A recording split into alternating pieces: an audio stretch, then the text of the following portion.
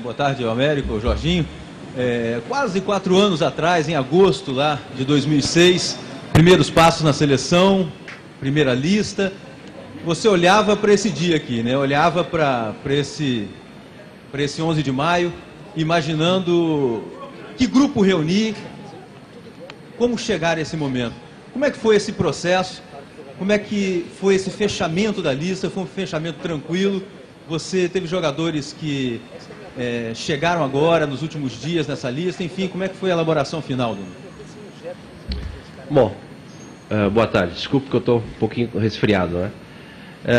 Quando o presidente me convidou para fazer esse trabalho na seleção brasileira, nós nos reunimos, ele me colocou que eu teria que fazer uma renovação por uma série de fatores que vocês já conhecem, pela campanha que a seleção brasileira tinha feito na Copa do Mundo, pelo fechamento de um ciclo de jogadores vencedores dentro da seleção brasileira, verdadeiros campeões, que teria que ser mudado, como é normal. E foi muito importante naquele momento ele me dar autonomia para tomar as decisões e principalmente me dar o suporte para as decisões que eu teria que tomar e para formar a minha comissão técnica.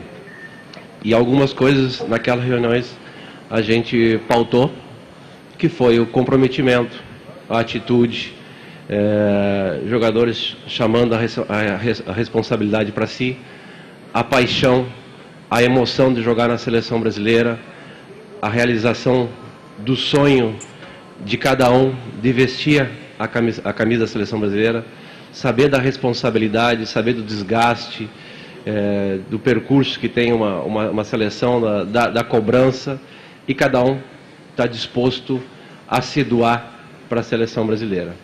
E nesse caminho eu tenho que agradecer a comissão técnica que eu montei, aos jogadores que estão nessa lista aí de 85 jogadores que fizeram parte dessa construção da lista final de 23 jogadores. Infelizmente só podem ir 23.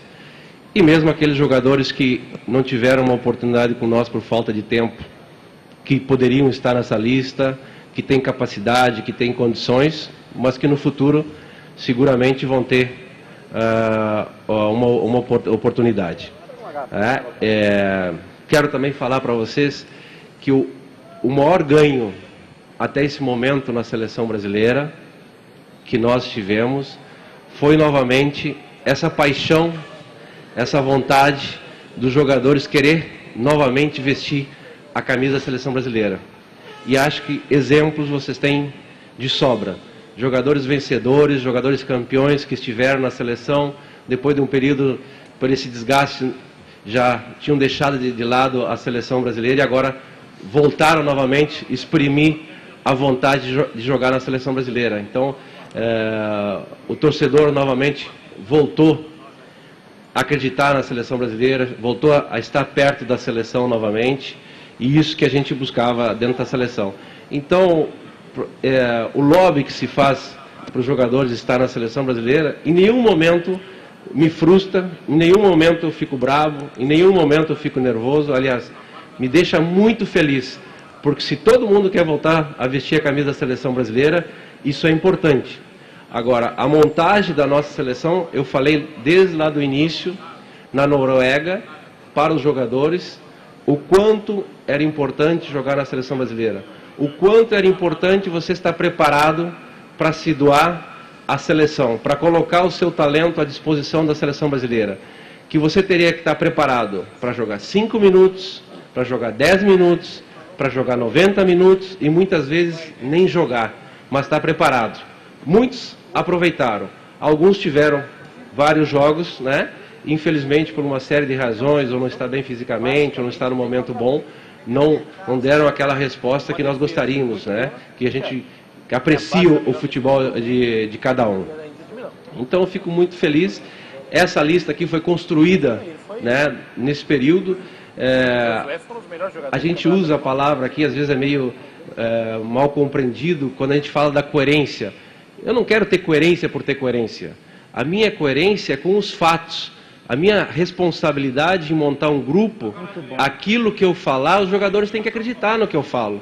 Se eu falo para eles que quem for em campo e jogar dentro da seleção brasileira e der a resposta, vai vir, vai continuar. Então cada um, desde o primeiro dia, começou a montar a sua casinha, começou a botar o seu tijolinho para chegar até hoje, assim como nós.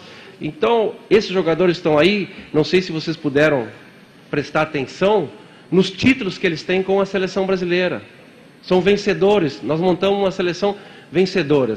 Se nós vamos ganhar ou não, é outro assunto. Agora, que nós estamos preparados, que nós vamos buscar o nosso objetivo, não tenha dúvida.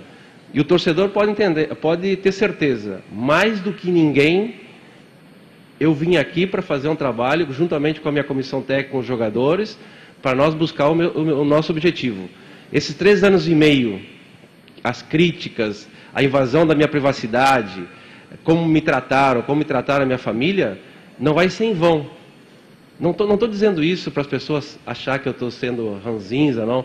Isso tem um preço para se pagar, para se vencer. Eu estou disposto a pagar esse preço. Não só eu, como todos os jogadores.